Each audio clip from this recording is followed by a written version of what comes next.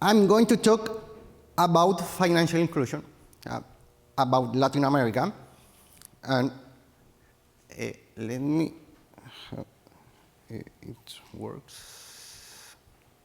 Oops. It's here. A little summary. We have many problems in Latin America. I'm from Chile. I was born in Argentina. I live as a Chilean. Latin America, it's very special. Except for Brazil, we are speaking the same language. But at the same time, we are very different in many contexts. Also, when we are talking about financial inclusion, we think it's just about the money, the value of the money. It's about giving a credit card. It's about give access to bank accounts. I think it's more than that.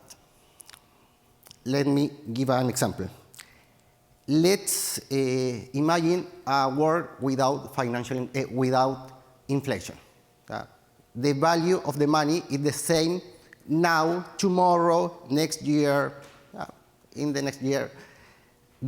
For example, with $10, you can buy the same thing now, today, and tomorrow. So I will ask you now, what do you prefer, $10 now or $20 tomorrow? We have no inflation. Maybe you are saying me $20 tomorrow. It's more money, you can buy more things. Let me now add some constraint. You have a family because you decide $20 tomorrow, your family won't eat today. So let me ask you again, $10 today, $20 tomorrow. Now it's $10 today. You prefer feeding your family. So the problem is not just the value of the money, it's the time of that money. We need the money now. That it's a big problem. So this presentation is about the expectations versus the reality. So, as you see, the expectation is that photo. The reality is me, as you see right now. So, I'm not here to talking about my project. I'm here for explain you my experience working in our project. I have experience in a technical, from web, big data, artificial intelligence, blockchain, now with Interledger. I come from a poor family. I understand that situation, but even still, I made some mistakes. So I want to talk about what mistakes. If I tell you millions of people they don't have access to the digital economy, you know that. I'm not telling you some news. It's the reality. Also, small and medium business have problems for international payments. You are working in that. You know about that. But I'm going to talk about a specific problem. There is a vicious circle. Some families need to request a loan, a bank loan, or in any context, for pay bills, for buy food, for live. When they get their salaries, so they need to pay the loan, so with interest, with inflation. So in the next month, they need again to request a loan for buy food and later pay get the salary and pay the loan. It's a vicious circle. And in some contexts, we think give a credit card, we can solve part of the problem. That is not a solution because it's the same process, it's the same problem, just with other tools. In Latin America, we call that as it's a literal translation, financial bike. Yeah. Imagine you are on a bike, you need to move, you cannot put your feet on the ground. Yeah. So you cannot stop. If you stop, you fall. That's the problem in this context. If they don't request a loan, they don't eat. That's the problem. Other problem, in Latin America, we have informal commerce.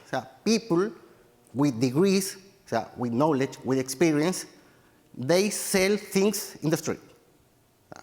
Why? Because, again, they need the money now.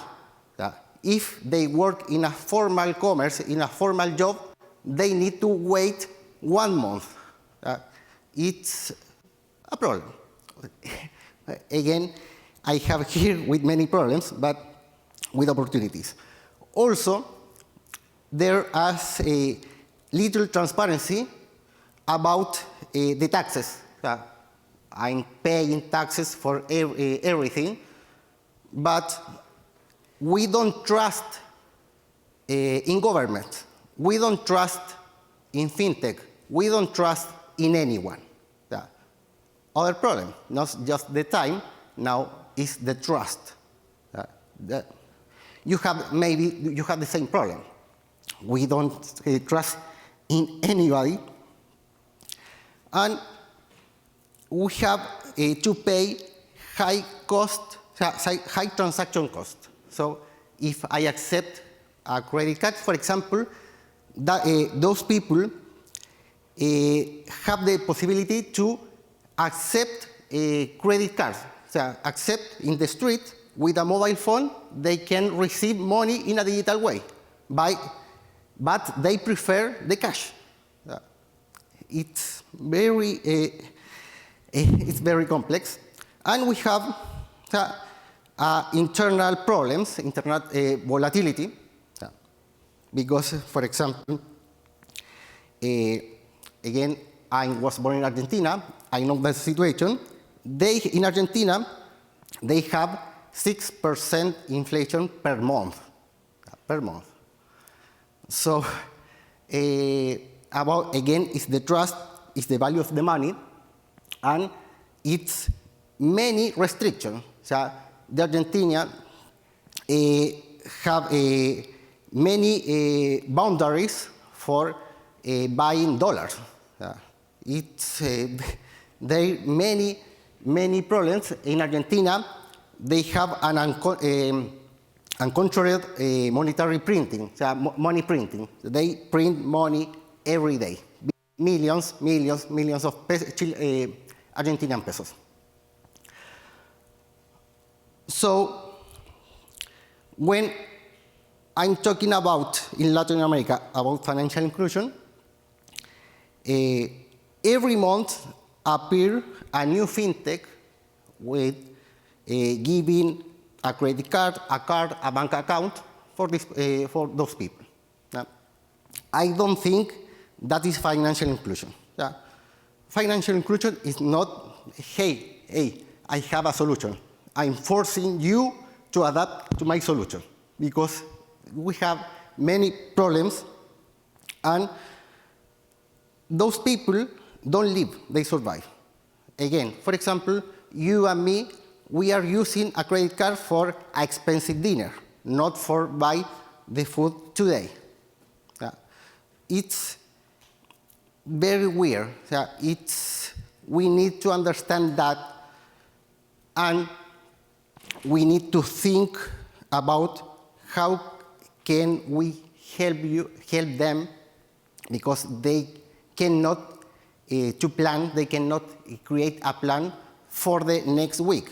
They need to create a plan for today and maybe tomorrow.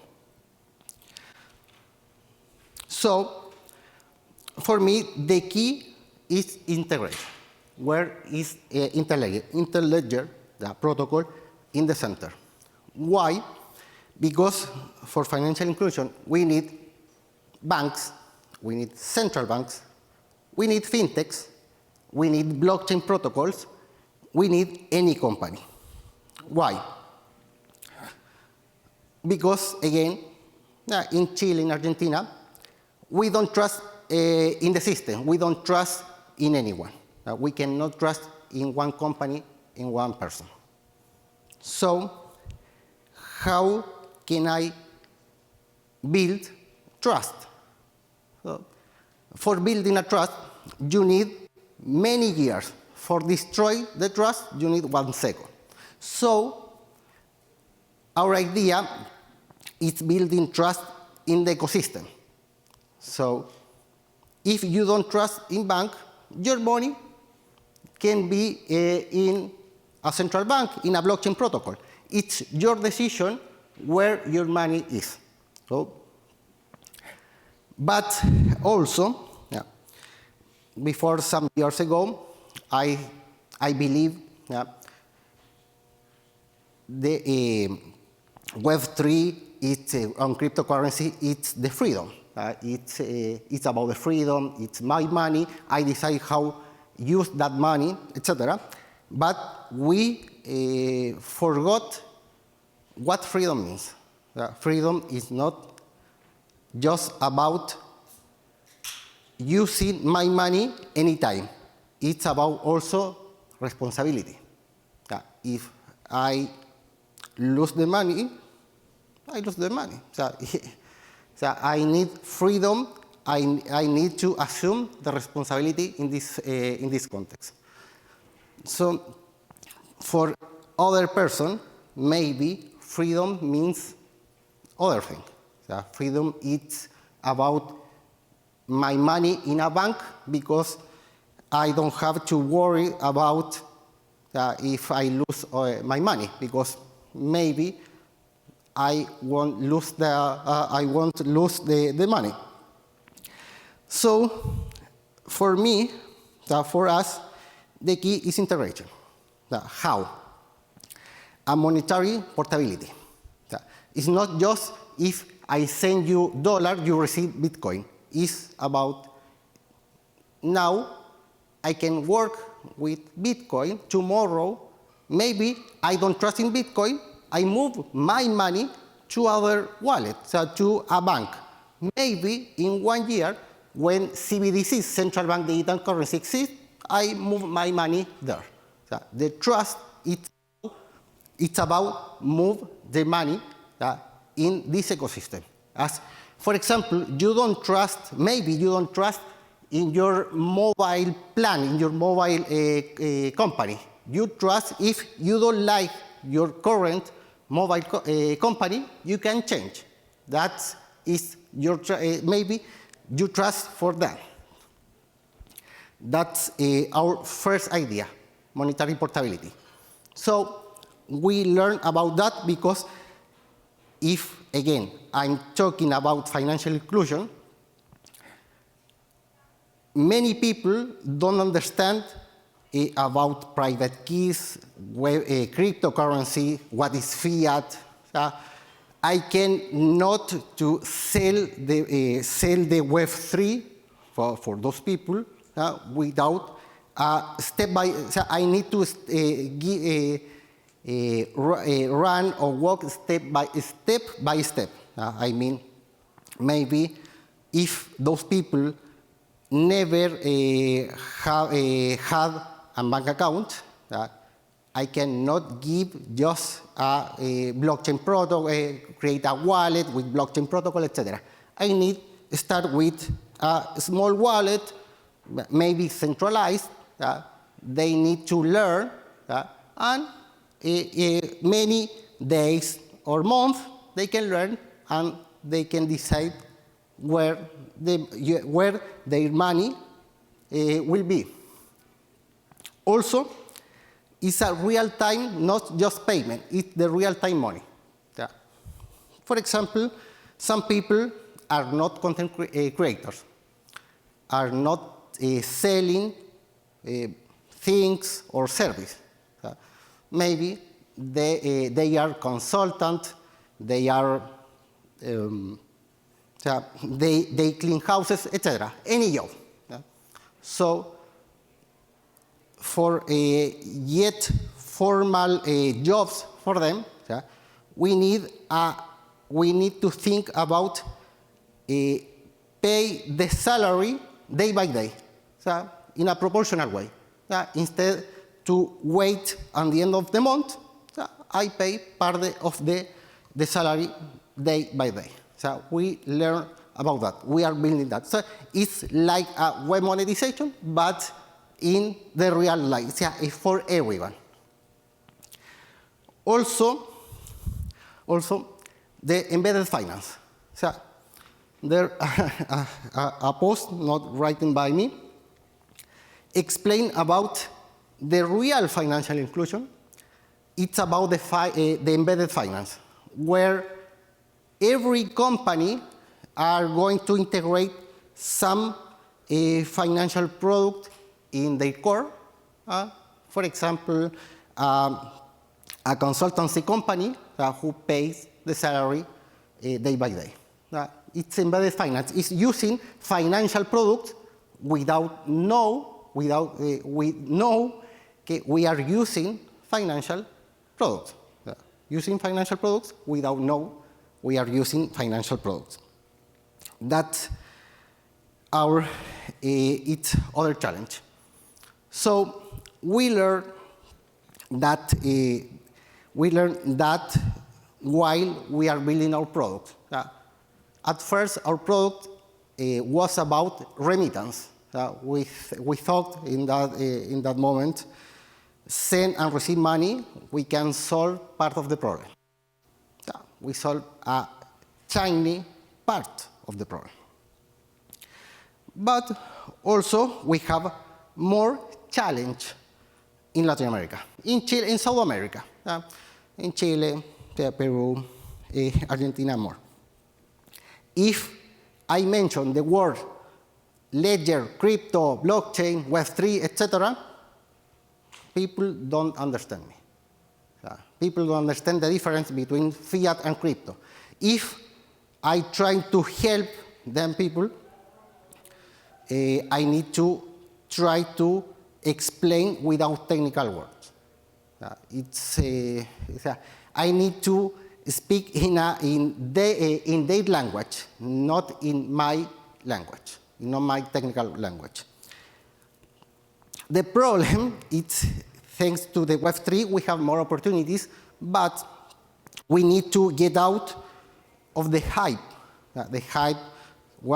about NFT, cryptocurrency again. So I like the cryptocurrency. I don't like to sell just cryptocurrency. We need to explain the difference between dollar and Bitcoin without explaining what is a Lightning network, how works the blockchain protocol, etc. We need an integrated ecosystem. So you and me. We need to work. We are ecosystem. And for that, we can integrate every system, fiat, crypto. Let's imagine I finish our product, PeerPay, and in this context, still I am a single point of failure because I'm the actor who integrates everything. So for building a trust, I need you. I need your success. I need your products works. Because if I fail, still you are working in financial inclusion. And for finish, in Latin America, we speak every day about innovation, but we don't create many innovation really. For me, it's easier to try to sell a mining software and not solve this financial inclusion. We speak about innovation, but we don't work in that really. So for finishing, in your countries, in my country, this is a long-term, difficult, stressful, and with many problems. And in Latin America, we know how to approach this kind of projects. This kind of projects about financial inclusion integrate, create an ecosystem. It's not a work for 1 year. It's a work for the next 10 years. We live in the chaos, you also live in the chaos. We live in a crazy world, so we need to expect that when we are working in that. So it's time to work even harder. Thank you.